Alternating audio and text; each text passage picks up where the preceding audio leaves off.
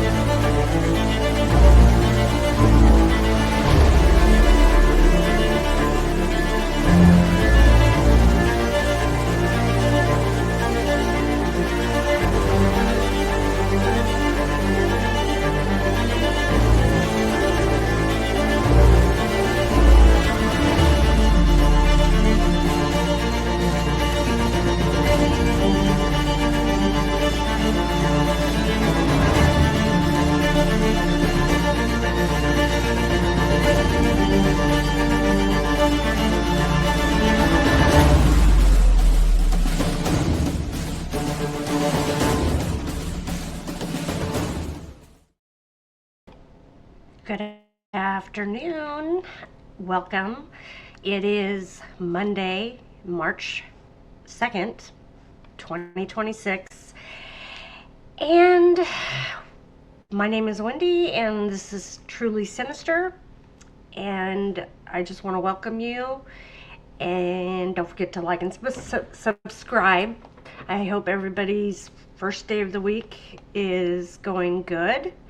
It's beautiful and sunny here in California. I think in the 70s. Weather's awesome. Puts you in a really good mood. It helps with the mood when it's sunny and nice outside.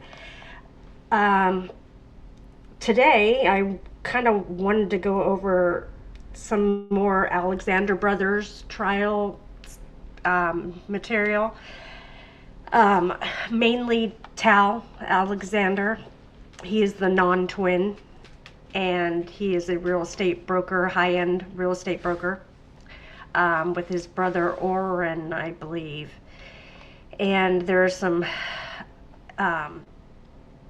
happenings with his case, and if you read the media, they kind of make it sound like the prosecution's case is falling apart, and I don't really agree with that. There are still, yes, I guess there are a couple of charges that are being dropped, but there's still plenty of other charges that they are still going to be, tried for, and they can still be put away for life if found guilty. So, I wouldn't get too excited if I was the defense attorneys, I mean, your guys aren't going home, I'm sorry to say. And nor should they, if this is all true. And it's kind of sounding like maybe there's truth to the allegations. However, we have to wait for the trial to finish. We have to wait for the defense to put on their case and see what they have to offer as rebuttal to what they are being accused of. But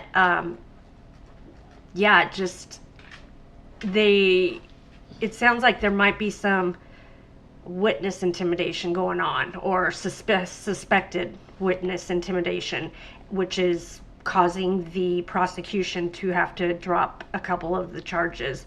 Apparently, a witness or two, I'm not sure, have decided not to testify, and out of fear, apparently. So they are suspecting that maybe somebody got to them.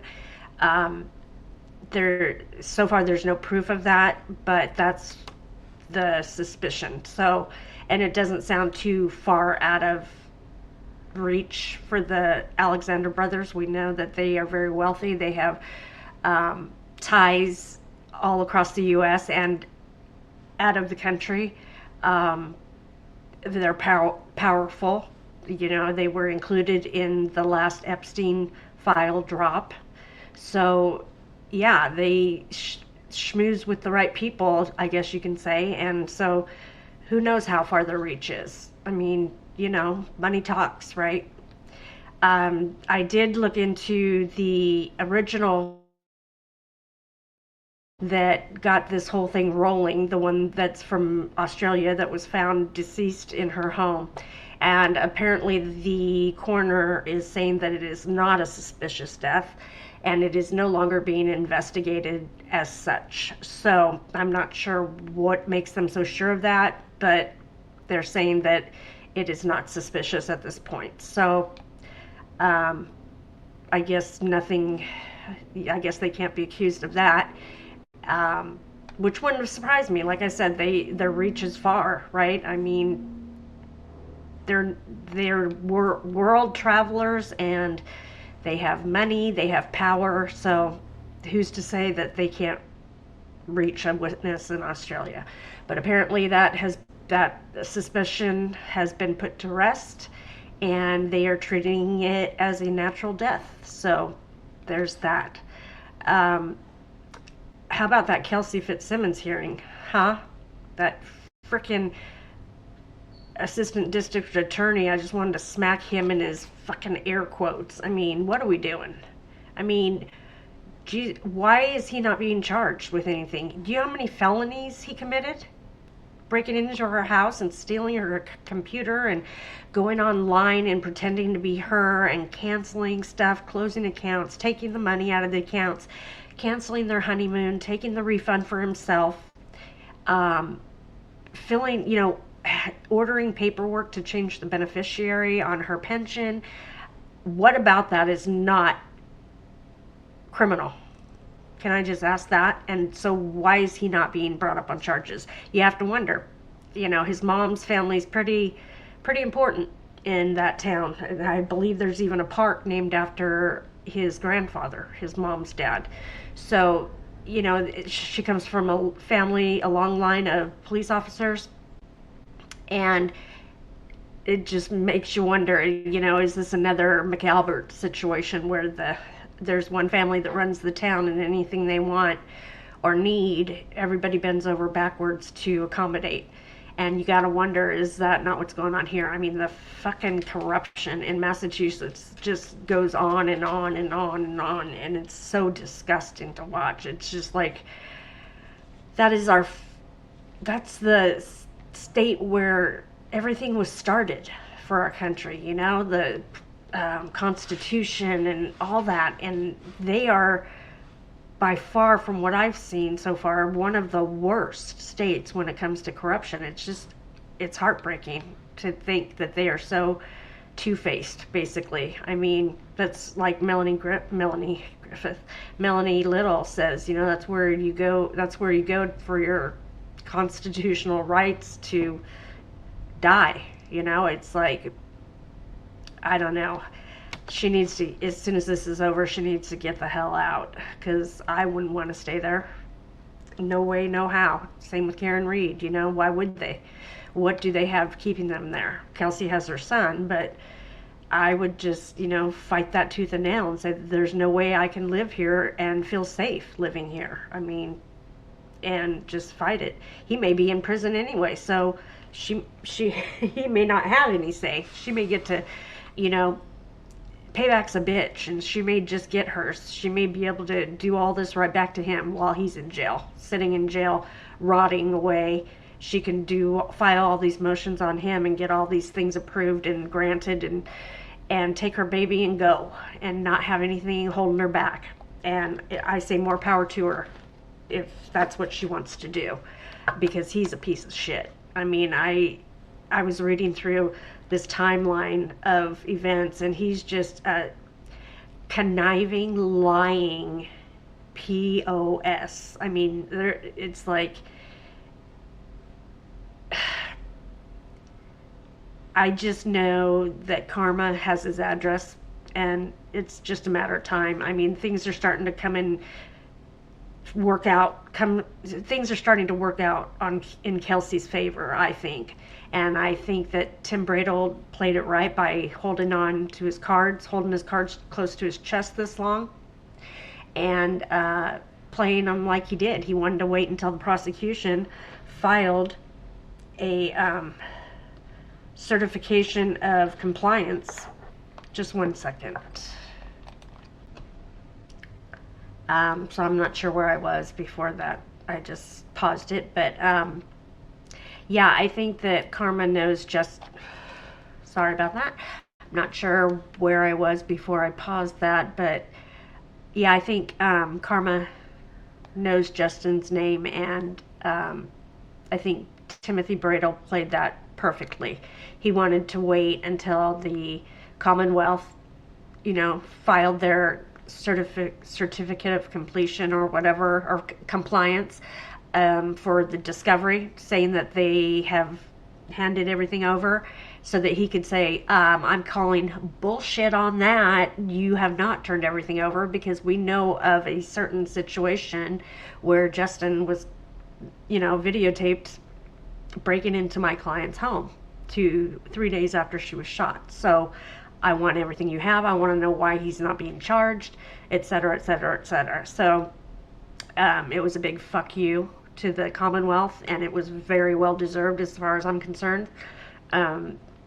They are, I mean, that the guy just seems like a fucking slimy snake. That DA. I mean, he just seems slimy. He just seems dirty, and just, like you can't trust a fucking word he says.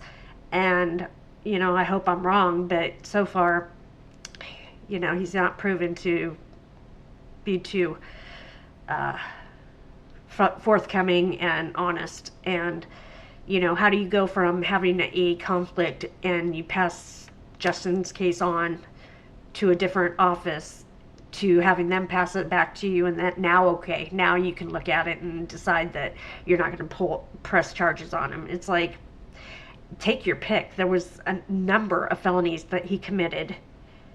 So even if you didn't charge him with everything, how do you not charge him with anything? I mean, how do you justify that? You have him on video.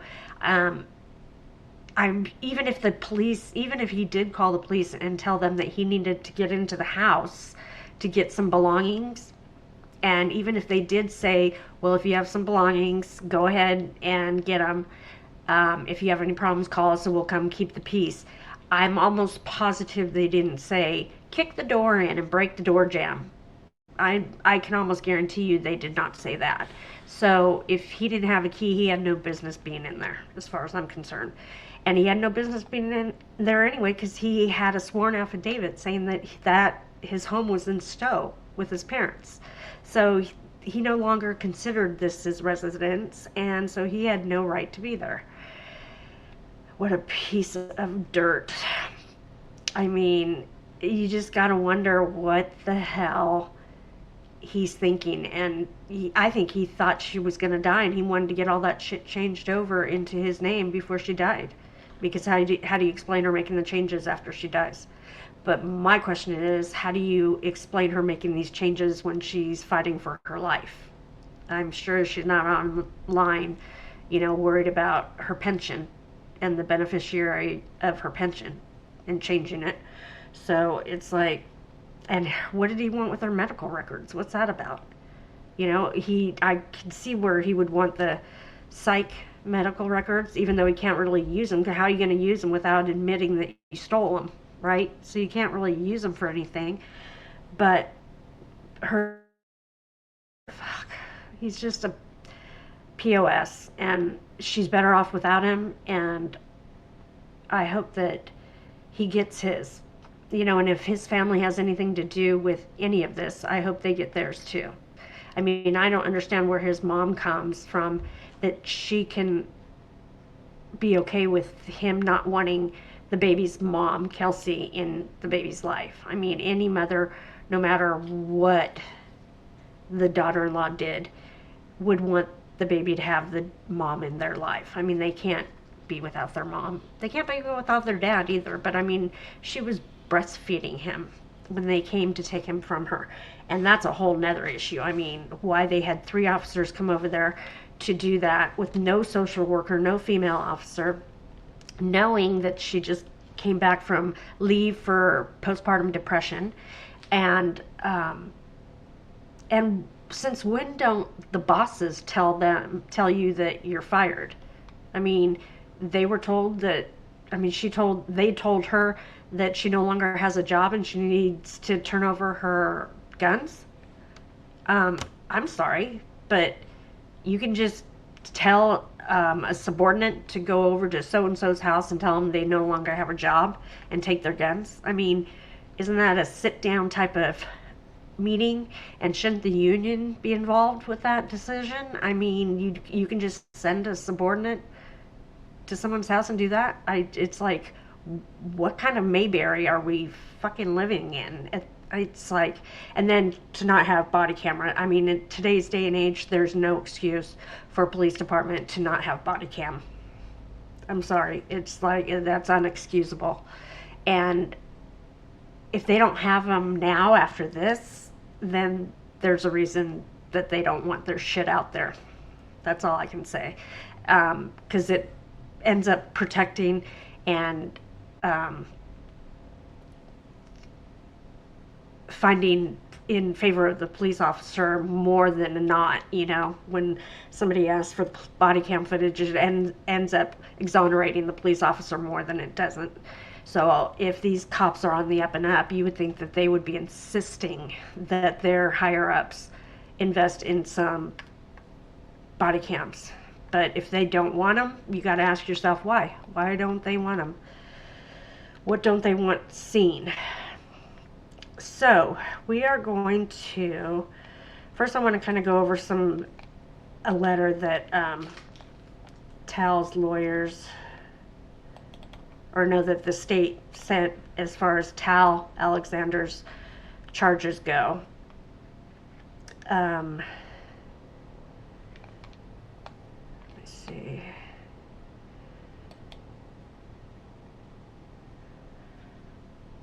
Share.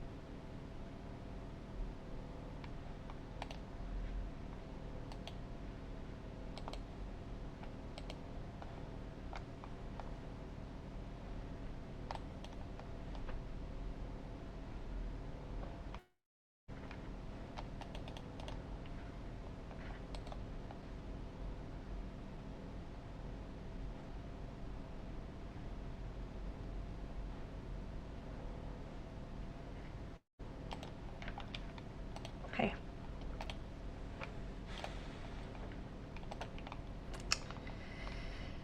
And so this was filed on 12/11/24, and I believe this was filed in, oh no, New York. I thought it was Florida. Regarding United States v. Alon Alexander, Orrin Alexander, and Tal Alexander. Dear Judge Caproni and Judge Reed, this letter in advance of the initial appearance of the Alexander brothers, or collectively the defendants, who were arrested earlier today in the Southern District of Florida.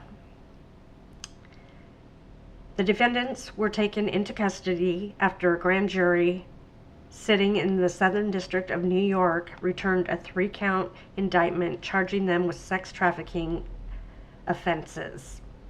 As alleged in the indictment and described further herein, for approximately 2 decades, the Alexander brothers have essayed, trafficked, and forcibly raped dozens of women.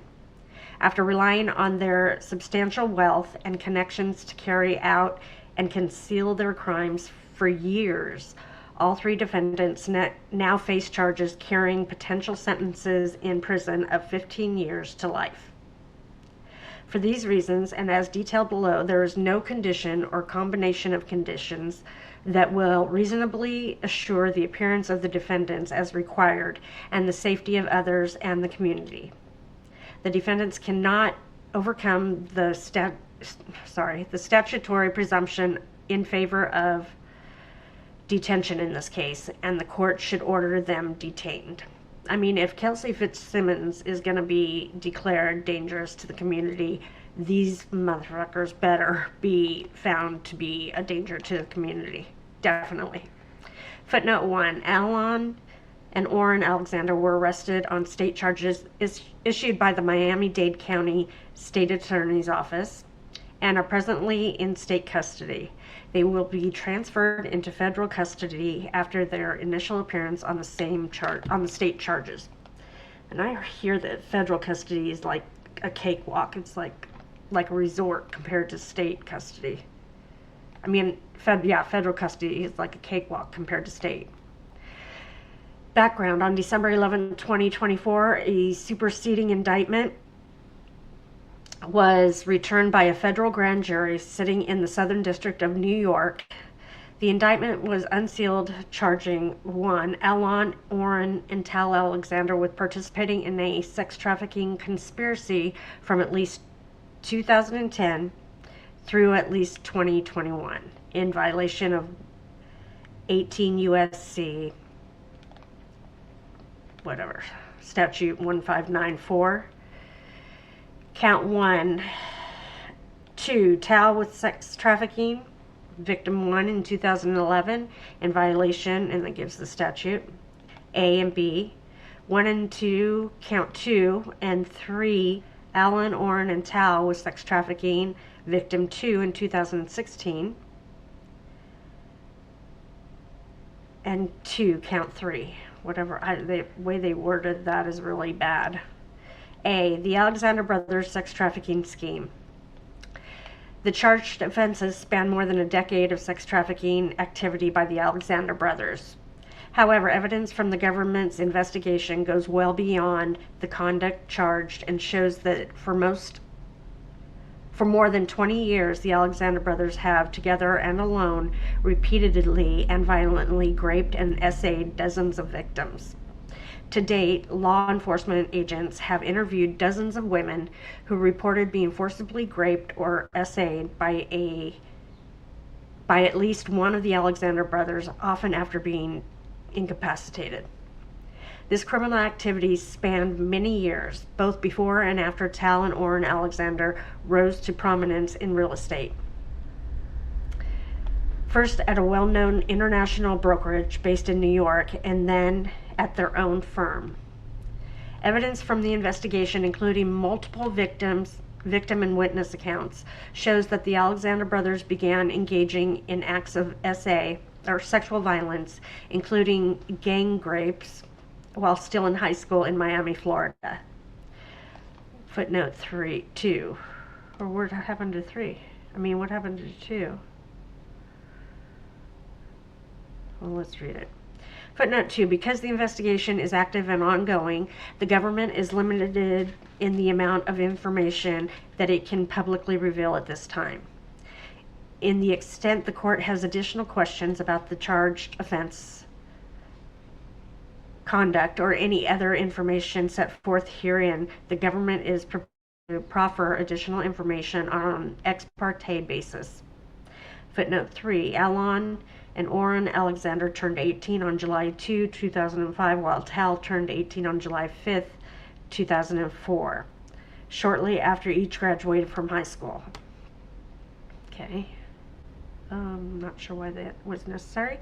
The government has interviewed multiple women who report being raped by at least one of the Alexander brothers in high school in the early 2000s, including victims who were raped by groups of boys, including the Alexander brothers. Several of these victims were given alcohol by one of the defendants or other individuals who participated in the essays. Each of the victims that the government has interviewed from this period reported hearing that individuals involved, including Tal Alexander, talked about the assaults at school, boasting about, quote-unquote, running train on their victims and saying that they wanted to, quote-unquote, do it again. Footnote 4. As publicly reported, Orrin bragged about doing so in his high school yearbook, warning that, quote-unquote, riding my first choo-choo train was the most memorable moment from high school.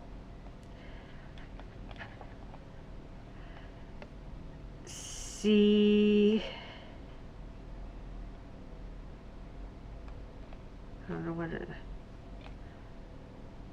says. C something. Anyway, as adults, the Alexander brothers' serial sexual violence only escalated. After the defendants graduated from college, all three defendants moved to New York City, although they continued to also maintain homes in Miami and split their time between the two cities. Orrin and Tal began working as real estate agents at a prominent New York City-based real estate company. Alon attended New York Law School, then worked at Kent Security, a private security company run by his mother and uncle.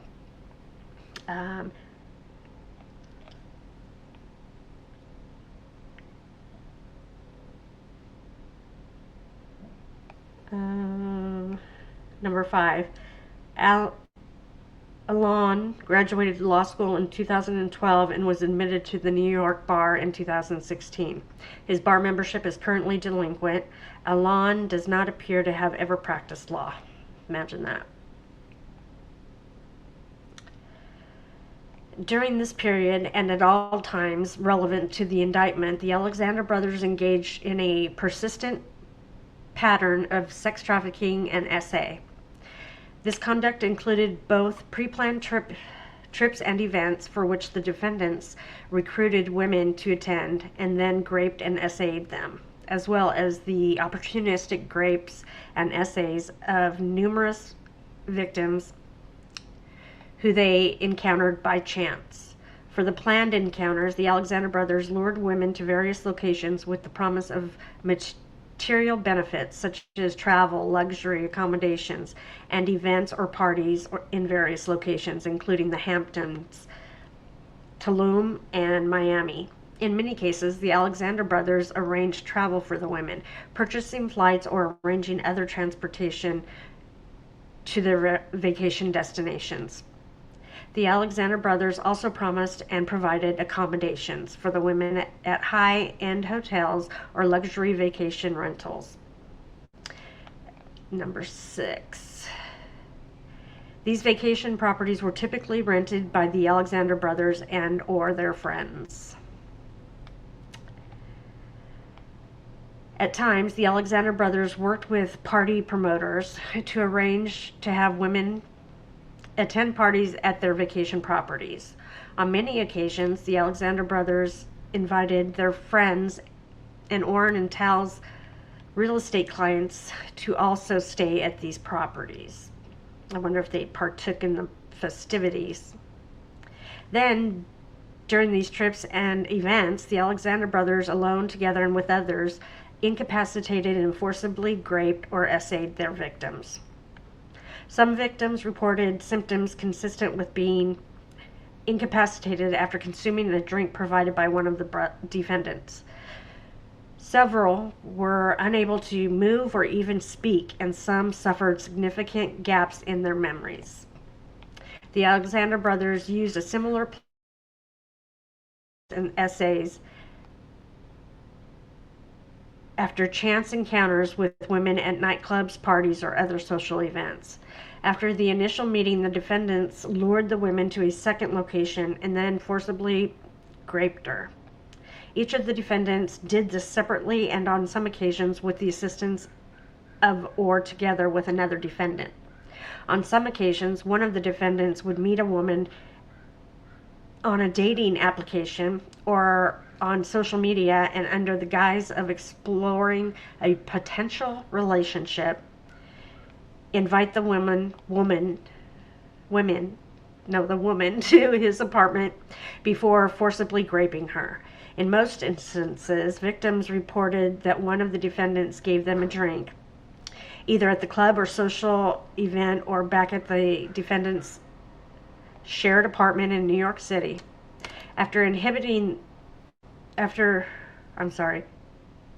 imbibing the drink, I don't know what that word means, the victims experienced symptoms consistent with being unwittingly dosed with a substance that had impaired their physical capacity, including their ability to move and or memories.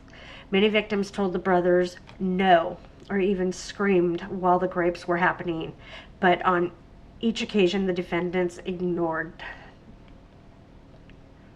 any verbal resistance. The government has spoken to dozens of women who reported being similarly raped by one or more of the Alexander brothers between 2005 and 2021. Sex trafficking of victim 1, count 2. In or around the summer of 2011, a friend invited victim 1 to travel to the Hamptons to stay with her friends. Victim 1 accepted the invitation. She was living in Manhattan at the time and traveled by Long Island Railroad from Penn Station to the Hamptons. Tal Alexander and another man were waiting for victim 1 and her friend at the train station and drove the women to their vacation house.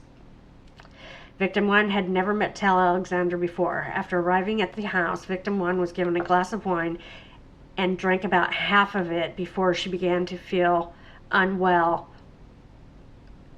in a way inconsistent with drinking that amount. Victim 1's memory thereafter became hazy, but she has several distinct memories of the night. Specifically, victim 1 remembers being held down by Tal while another man entered the room. Victim 1 also remembers being in a second location with Tal and the other man, and that a camcorder was set up. Victim 1's next memory is of waking up in the grass outside of the vacation house with a physical sensation indicating recent vaginal penetration. Sex trafficking victim 2. In or around August 2016, victim 2 and her friend, individual 1, matched with Alon and Oren Alexander on a dating app. Victim 2 primarily communicated with Oren, while individual 1 primarily communicated with Alon. Alon and Oren and victim 2 and individual 1, who were located in Illinois, they invited victim 2 and individual 1, who were located in Illinois, to travel to stay with them in the Hamptons over Labor Day weekend, and offered to pay for flights for victim 2 and individual 1. Individual 1 and victim 2 agreed to go, and on September 1, 2016, the Alexander brothers purchased early morning flights for the women to fly to New York on the following day. Messages located on Oren's cloud account reflect the Alexander brothers exchanging messages about purchasing flights for victim 2 and individual 1. Around the time the Alexander brothers were booking the tickets on September 1, 2016. A few days prior, Tal exchanged messages with 2 party promoters on a group chat entitled Hamptons Hot Chicks, arranging for hot women to stay at the Alexander brothers' Hamptons house that same weekend. At the end of the exchange, one of the promoters said, "I want photos of the girls naked." Tal responded, "LOL, guys, we're going to have a lot of fun." After victim 2 and individual 1 arrived in New York, the Alexander brothers transported the women to their Hamptons house, provided them with beds in a space shared with other women. The following day, the Alexander brothers hosted a party. During the party, Oren gave victim 2 a cocktail, and shortly thereafter, victim 2 began feeling strange and struggled to walk. Alon assisted victim 2 inside the house and took her to a bedroom to lie down. Sometime later, victim 2 woke up when Oren entered the room. Oren put on a condom, pulled down victim 2's bathing suit, and climbed on top of her. Victim 2 was physically impaired and could not move. She also struggled to speak. Oren raped victim 2 and left the room, leaving her lying on the bed. When victim 2 woke up the next morning, she was still lying on the bed and her bathing suit was pulled down around her legs. Victim 2 disclosed the rape to individual 1, and they left the Alexander brothers' house that same day. Other evidence of sex trafficking and transportation for illegal sexual activity. The evidence in this case also establishes that the defendants planned and paid for trips involving the interstate and international transportation of women on multiple other occasions. The evidence includes electronic communications, including from the defendant's own accounts. In one example from October 2016, just weeks after the Alexander brothers sex trafficked and raped victim 2, they, along with a number of other individuals, arranged to transport multiple women to Tulum. In a group WhatsApp chat entitled Lions in Tulum, the Alexander brothers and other men attending the trip discussed quote-unquote imports of women to Tulum for the upcoming trip and discussed, among other things, splitting the cost of lodging and flights for the women that they plan to import and providing incapacitators to the women that would make them more likely to engage in sex, including coke, shrooms, and G. Quote unquote. Based on the investigation, the government understands G to be reference to GHB, which is defined in 21 USC, gives the statute, as date rape incapacitator. Below are select messages from that chat. We don't need to read those. I think I covered those in another thing. The defendants' efforts to conceal their criminal conduct. Despite engaging in the offense conduct and other acts of sexual violence for decades, until earlier this year, the defendants' conduct went largely unchecked. Indeed, the Alexander brothers knew that it was critical to ensure that none of their victims went public. For example, in January 2021, Orrin and Tal Alexander had the following exchange. Orrin, start to think about reputation you want out there. We are on top of the game, and the only thing can bring us down is some hoe complaining. Tal, understood, and did someone complain? And even when victims did complain, the defendants took steps to stop victims from reporting. The government is aware, for instance, of at least one occasion in which Tal and Orrin filed a police report alleging harassment against a woman who has described being forcibly digitally penetrated by Tal while Orrin was in the room. Tal also threatened the victim with a defamation lawsuit if she did not stop telling people that he and Orrin had essayed her. And at least one other victim reported that Tal made threatening statements to her after she told other people that he incapacitated her. In March 2024, multiple lawsuits alleging sexual misconduct and assault against the Alexander brothers was publicly reported. In response to the public accusations, Alon Alexander began compiling files on each publicly identified victim and several who had not made public accusations as part of an apparent attempt to discredit their accusers. The government's investigation of the defendants' obstructive conduct is ongoing. The defendants' wealth and foreign ties. The defendants each have access to significant financial resources. Orrin and Tal Alexander are real estate agents who focus on the luxury markets in Miami and New York City. In the early 2010s, Orrin and Tal founded the Alexander team at their former brokerage. The Alexander team was responsible for securing significant brokered deals, including a nearly $240 million sale of a penthouse in 2019, which at the time was the most expensive residential sale in United States history. Shortly after the historic deal and associated historic brokerage fee, Orrin and Tal opened their own ultra-luxury real estate firm. As recently as May 2014, the firm was involved in brokering a $14.3 million deal in Bay Harbor. All three defendants reside in high-value properties in Miami Beach and New York. Since about 2019, Tal Alexander has rented an apartment in a building that is part of Billionaires Row, quote-unquote, a term referring to ultra-luxury skyscrapers near Manhattan's Central Park. Alon and Orrin Alexander's properties in Miami Beach have direct water access and private docks. The defendant's family also has significant foreign ties, particularly to Israel.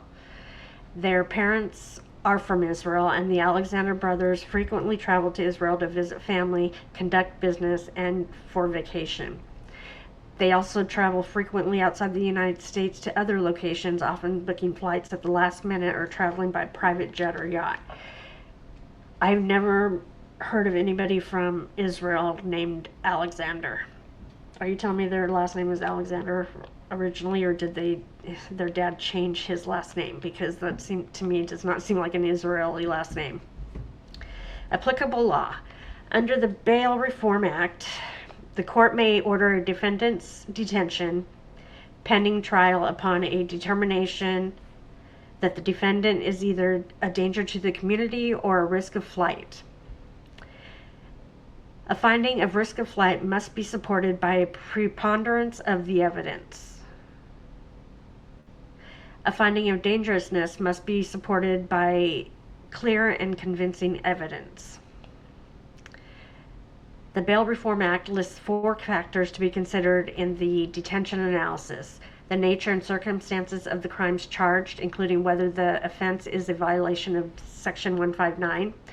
2, the weight of the evidence against the person. 3, the history and characteristics of the defendant, including the person's character and past conduct and financial resources. And 4, the nature and seriousness of the danger to any person or the community that would be posed by the person's release.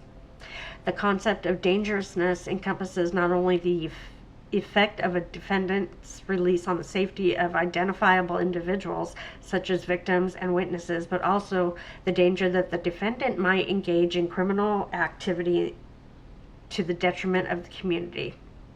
Evidentiary rules do not apply at detention hearings, and the government is entitled to present evidence by way of proffer, among other means.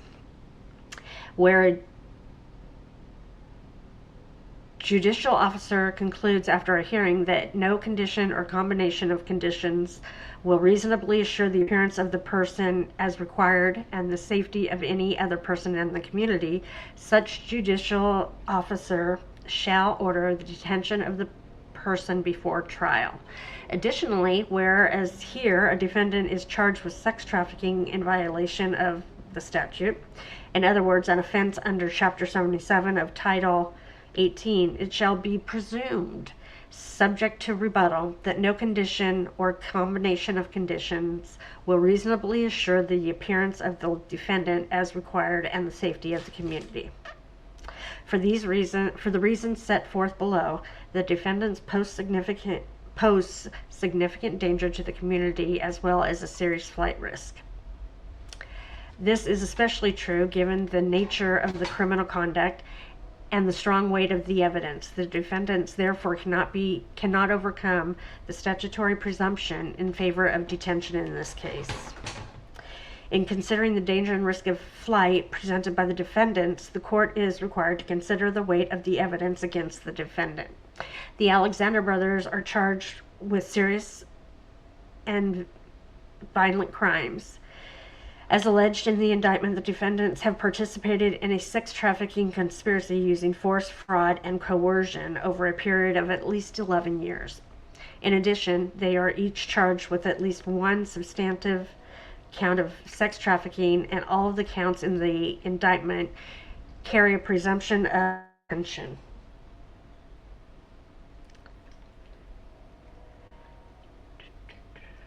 Where was I? As detailed in this letter, the evidence in support of those charges is strong. It includes the anticipated testimony of numerous victims and witnesses, electronic evidence, physical evidence, and documentary evidence, among other things. In particular, many of the victims' accounts strongly corroborate each other, recounting similar experiences of sexual violence from the Alexander brothers, despite occurring in different settings, states, and even different decades. The government only expects the number of victims and witnesses to continue to grow, given that the investigation, which is now public, is ongoing. The electronic evidence in this case also provides powerful proof of the defendant's guilt. The government has obtained evidence from the Alexander brothers' iCloud accounts, social media accounts, and dating apps.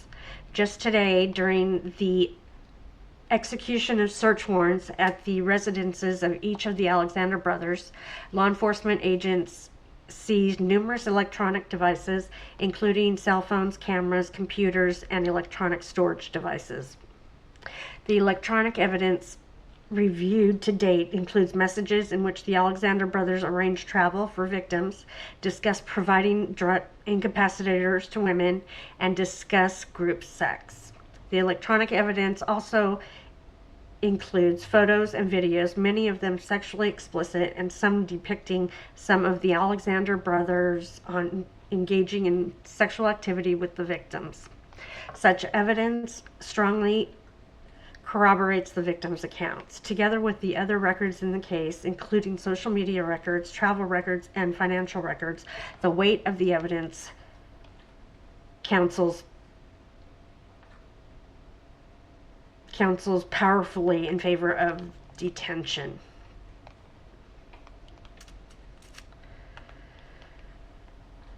I think this is pretty much the same as the superseding indictment. I didn't realize that. So let's move on, shall we?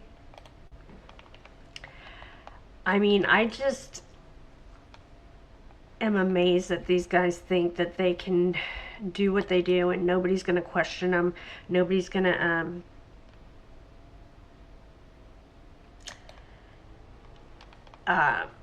stop them, that they're untouchable at this point. You know, it's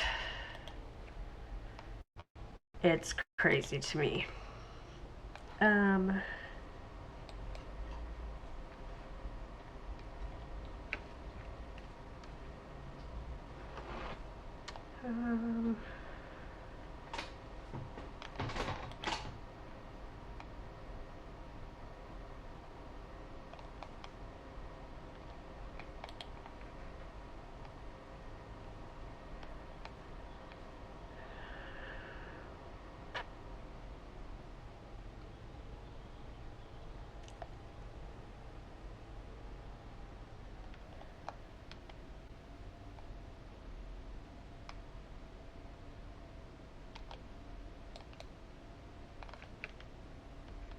okay, this is the part. Just one second, I'm sorry. It's frustrating.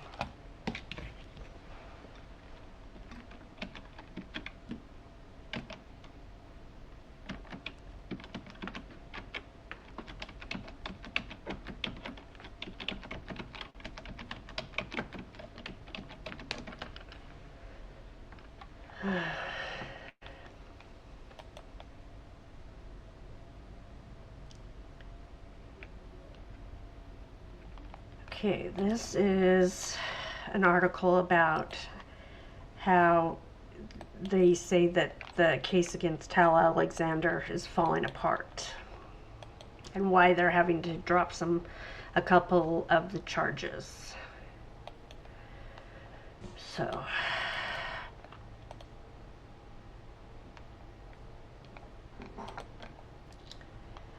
the case against Tal Alexander is falling apart.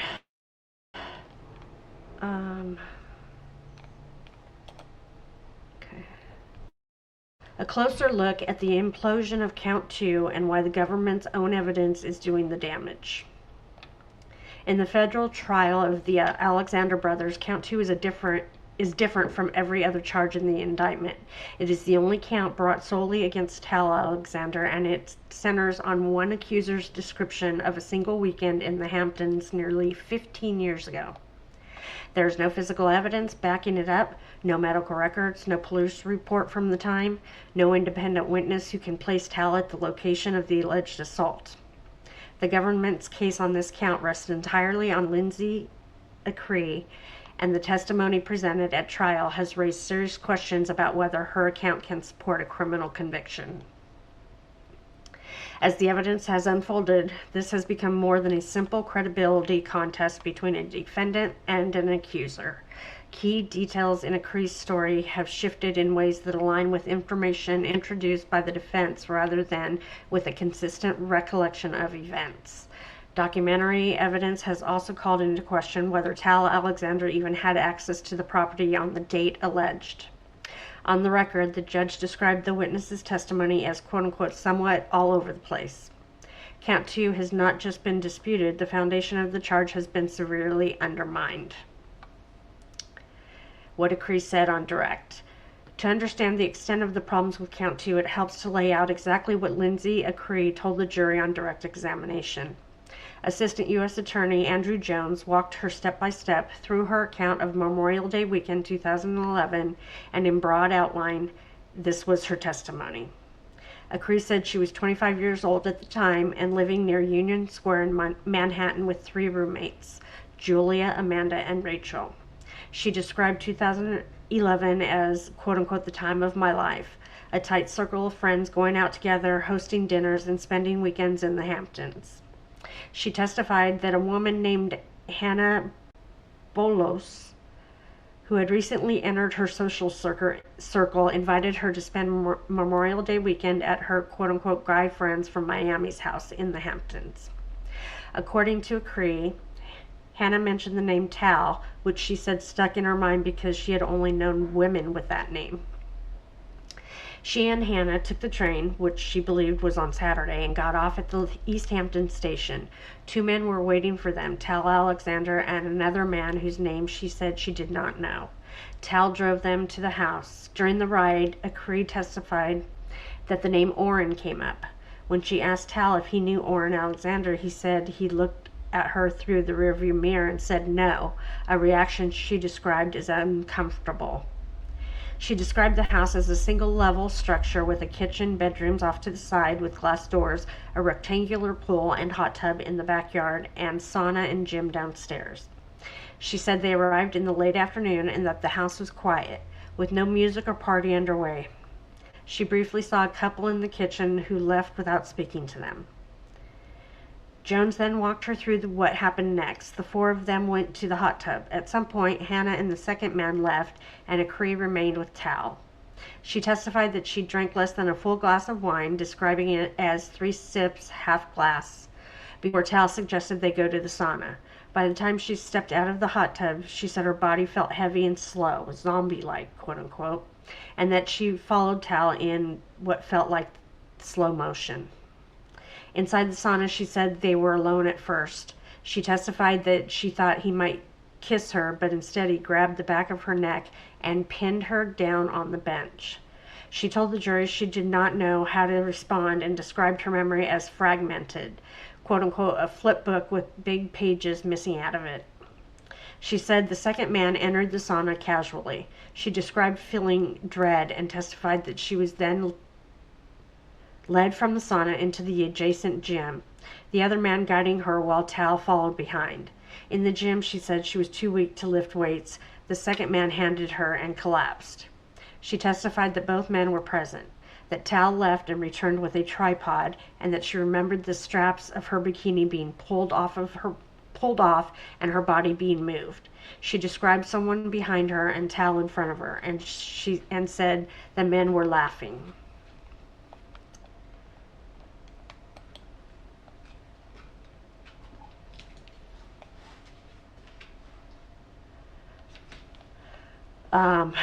This is day 50 trial.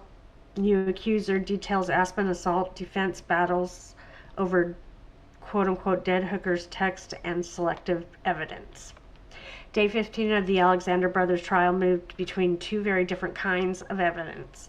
The morning focused on the continued cross-examination of the FBI's forensic accountant.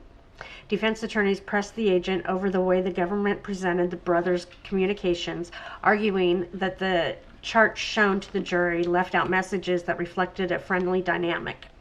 They pointed specifically to a May 2008 email in which the accuser sent Orrin Alexander a link to, quote-unquote, the 4-hour work week, a well-known lifestyle and productivity blog by Tim Ferriss.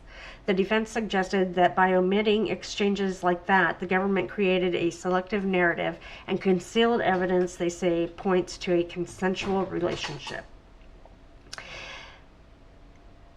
In the afternoon, the jury heard from Chloe Hudson, who described what she said was a 2009 encounter in Aspen in which she was incapacitated and assaulted by Orrin Alexander. Her testimony detailed the events of that night and its aftermath. During cross-examination, the defense began challenging her credibility, drawing attention to what they characterized as an initially flirtatious relationship with Orrin and the fact that she waited 11 years before coming forward with her allegations. Okay. Can I just tell you there's absolutely nothing wrong with being flirtatious? That doesn't mean pin me down and grape me. That doesn't mean hold my head in your crotch, forcing me to give you oral sex. That doesn't mean incapacitate me by spiking my drink and then having your friends pull a train on me. Okay? Flirtatious is flirtatious is flirtatious. It's a personality. It's part of people's personalities. I mean, you're asking people not to be human because if they flirt, they're asking for it. I call bullshit on that. Just one second.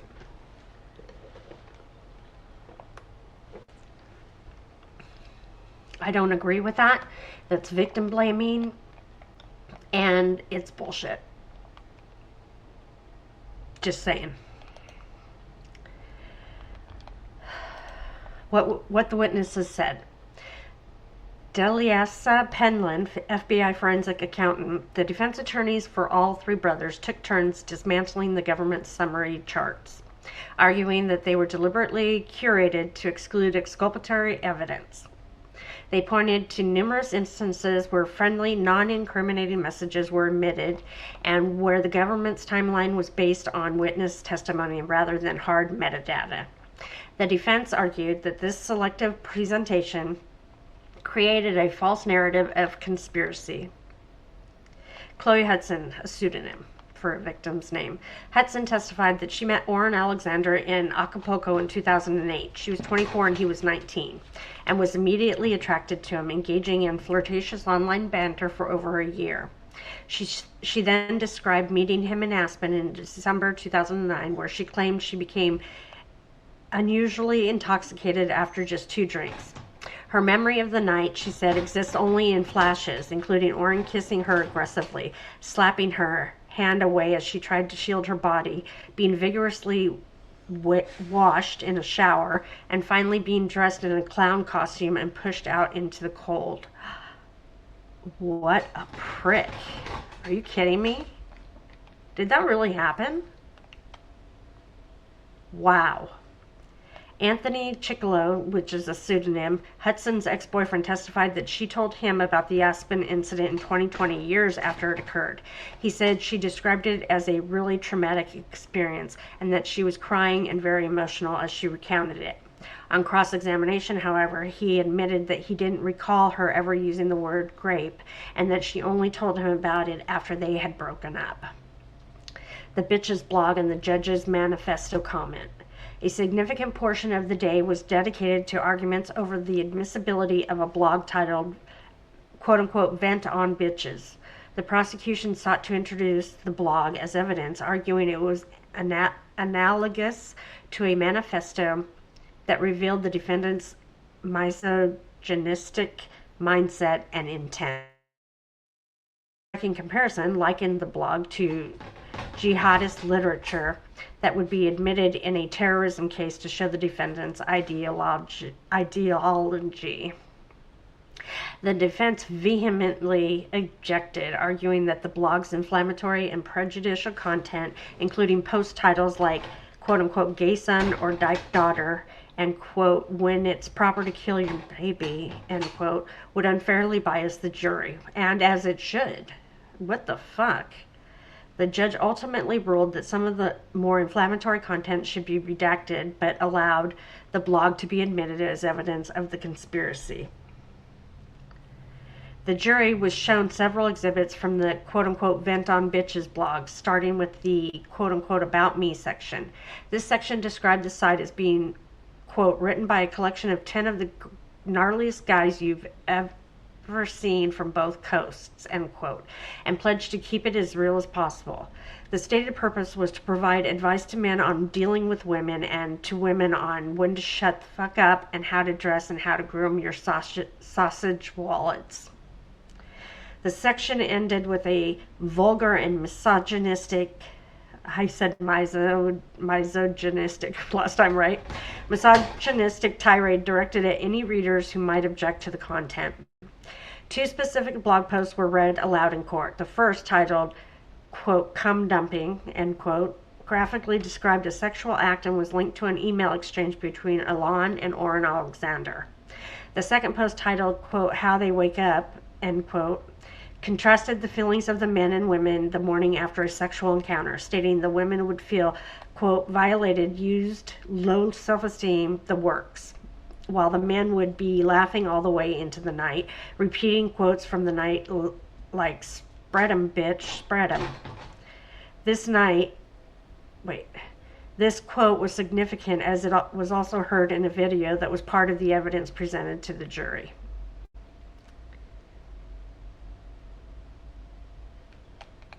Wow. Okay. Counts 6 and 7 alleging sex trafficking by force, fraud, or coercion in June 2009 are suddenly off the board. Federal prosecutors have pulled counts 6 and 7 from the case against Alon, Oren, and Tal. Those charges centered on allegations that in June 2009 the brothers trafficked two women through force, fraud, or coercion. They were direct substantive counts, not part of a broader conspiracy theory. To win on those charges, the government would have had to convince the jury that the defendants actually used force, threats, fraud, or coercion to cause commercial sex acts. That question will now never reach the jury. This is a major victory for the defense.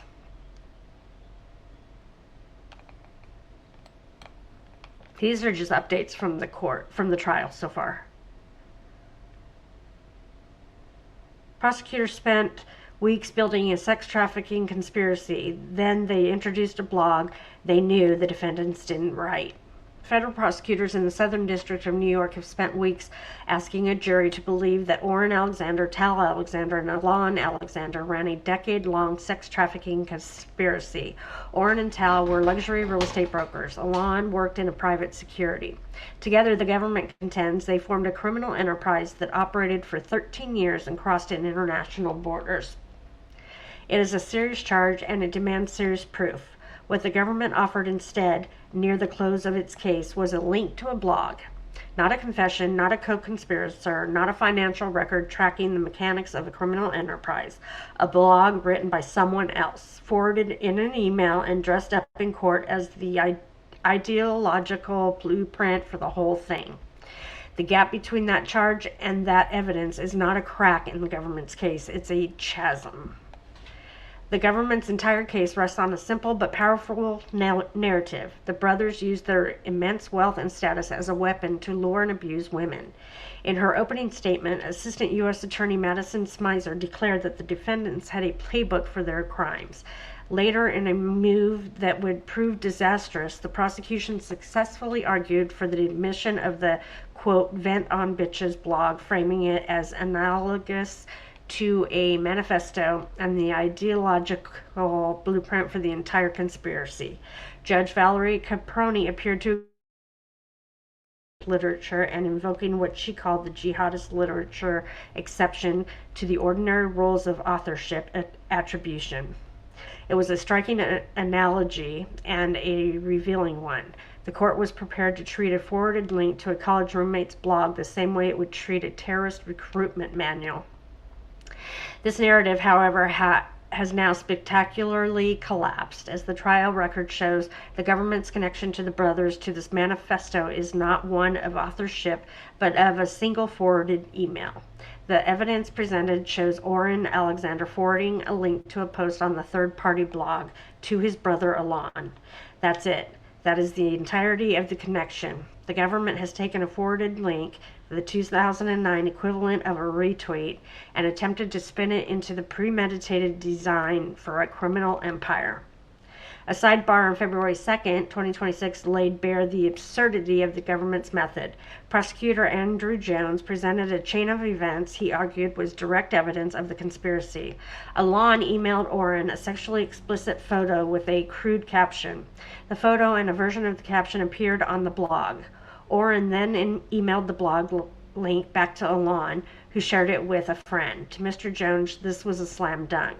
Quote, that's some attribution there, end quote. He argued, proof of a conspiracy up and running. Defense attorney Deanna Paul's response cut to the heart of the prosecution's flawed logic. But how is a photo? They haven't spoken to the woman in the photo, she argued. The woman could have been engaging in a consensual act. It might not be a nice photo, but she very well could have been fine with that. What is unlawful about the photo? There's nothing illegal about that whatsoever. This exchange reveals the government's entire strategy to present vulgar, loudish behavior as a substitute for actual evidence of a crime. They are asking the jury to look at a crude photo and, without any testimony from the woman pictured or any other evidence, simply assume it depicts a crime. They are asking the jury to leap from the defendants are boorish to the defendants are sex traffickers.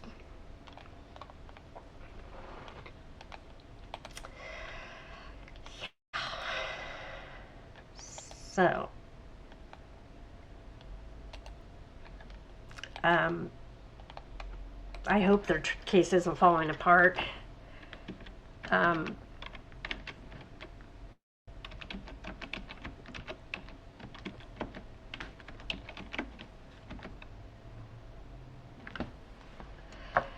So, let me see. And then I wanted to read about wife of wealthy Florida real estate broker files for divorce. And I think this is hilarious because I believe this is the same one that made the disgusting comments about the victims. And it's just like, karma's a bitch, you know what I mean? I don't have any sympathy for you whatsoever. Sorry, just don't.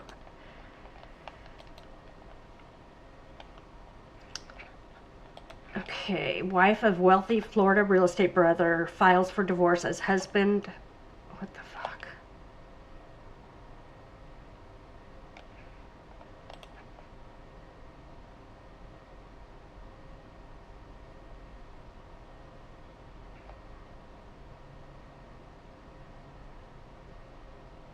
Wife of wealthy Florida real estate brother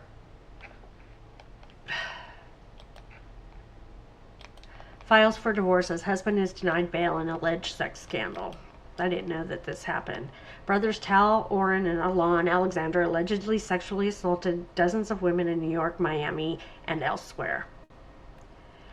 The wife of Tal, let me see if I can make this bigger.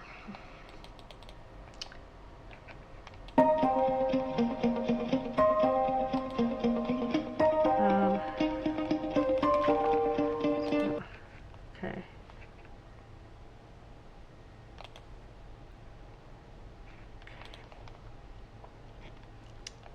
The wife of Tal Alexander, a high-profile real estate agent, accused last month with his two brothers of incapacitating and then essaying and raping dozens of women in multiple states, has reportedly filed for divorce amid the scandal. Tal, 38, and Oren Alexander, 37, two prominent jet setters in Miami, and their brother Alon, Oren's identical twin, were arrested in Miami Beach December 11th and have since been taken into federal custody. Quote, I will continue to provide my young baby with love and support as I leave my husband, end quote. Tal Alexander's wife, Ariel Alexander, who recently welcomed a baby with her husband, told The Real Deal in a statement via her attorney confirming the split. This commitment to my child's best interests and well-being will remain my highest priority. Good for her. Good for her. I don't think this is the one that said the ugly things about the victims. Prosecutors allege the Alexander brothers worked together and with others known and unknown to repeatedly and violently incapacitate, essay, and rape victims in New York, Miami, and elsewhere, according to a federal indictment. According to the charges in the indictment, the three wealthy brothers had conspired in the sex trafficking scheme since at least 2010, but prosecutors have alleged that their sexual violence against women spans more than 20 years, dating as far back as when the men were in high school. Law enforcement officers have interviewed over 40 women who reported being forcibly raped or essayed by at least one of the Alexander brothers, and each of the brothers has separately been accused by at least 10 women of forcible rape between 2002, 2003, and 2021, according to a recent letter by the prosecution. Look at them. They make my skin, they just give me the heebie-jeebies.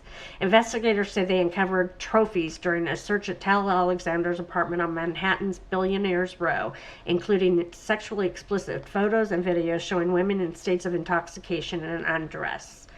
So his wife must have never gone to his apartment in Millionaires Row, I guess. She must have never gone to his place in New York. Other videos found allegedly show Alon and Orrin Alexander and other men engaged in sexual contact with women who are visibly under the influence of alcohol or other substances. The letter continues. In some cases, it added at least one of the brothers and another man physically manipulated the women's bodies in order to have sex with them, while the women did not actively participate in the sexual activity or turned away. The fact that video versions of trophies of the defendant's criminal conduct were found in Tal Alexander's residence as recently as last month also suggests that the defendants have not closed the door on their criminal conduct. They just gave me the creeps. The skyscraper apartment was previously shared by Orrin and Tal Alexander, and the photos and videos were found on hand on a hard drive in a closet that appeared to include items belonging to Orrin. All three brothers were charged with one count of conspiracy to commit sex trafficking and a separate count of sex trafficking of one woman by force, fraud, or coercion. In addition, Tal Alexander was charged with sex trafficking of a second victim. As part of their alleged sex trafficking conspiracy, the Alexander brothers engaged in persistent pattern of rape and essay, which included both pre-planned trips and events for which the defendants recruited women to attend and then raped and essayed them, as well as opportunistic rapes and essays of numerous victims who they encountered by chance.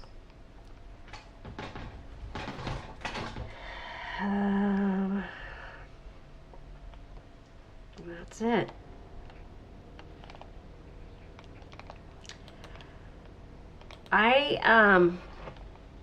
That's all I'm going to cover today. I do have some more to go over, and it'll probably be tomorrow. I didn't want to make this video too long, but yeah, so I'm not sure what's going on in that trial. They make it almost sound like the prosecution is having a hard time proving their case, and I hope that's not the case. I hope these guys don't walk, because they need to be held accountable for the things that they've done, for the crap they've put these women and victims through. Some of them were minors at the time. I can't fathom them not having to be accountable for any of it, but weirder things have happened to wealthy, well-connected people, defendants, to be more specific. So I don't want to state my hope prematurely, because I don't want it to be shattered, but I hope that our justice system comes through for these victims, should these alleged acts be my heart goes out to all the victims who have come forward, and even to the victims who have not come forward, who are afraid to come forward. I don't blame you, because to see how these victims are being treated by the defense attorneys and by the defendants themselves is abhorrent and shouldn't be tolerated. And my heart goes out to them and their families, and I hope that the Alexander brothers are shitting in their pants right now while they're waiting for this trial to run its course, and I hope that they get what's coming to them. If it's proven that they did these alleged um, things that they're being accused of, then they need to pay the piper, so to speak. It's only a matter of time before you get caught when you're breaking the law on a regular basis. And if they are proven to have committed these crimes, then they need to pay the price. And their money shouldn't be an issue, and it shouldn't be a factor in determining their guilt or innocence and determining their sentencing.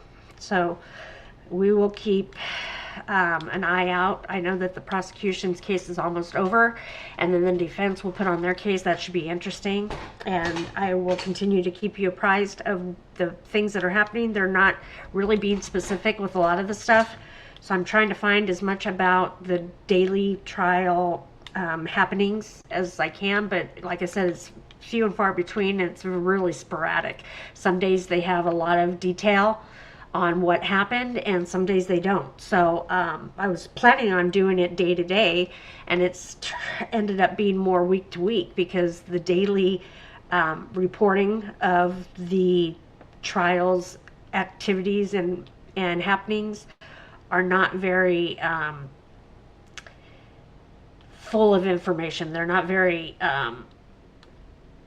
descriptive, and they're not really worth doing a video on, to be honest with you. So I decided to start doing it for the week, at the end of the week. And even that is becoming very sporadic and limited with the forthcoming information. So I will continue to follow it, and I will continue to report on what I find. So that being said, I hope you guys have a good rest of your day. Don't forget to like and subscribe, and stay dry, stay warm, stay happy, and I will see you next time. Thanks. Bye.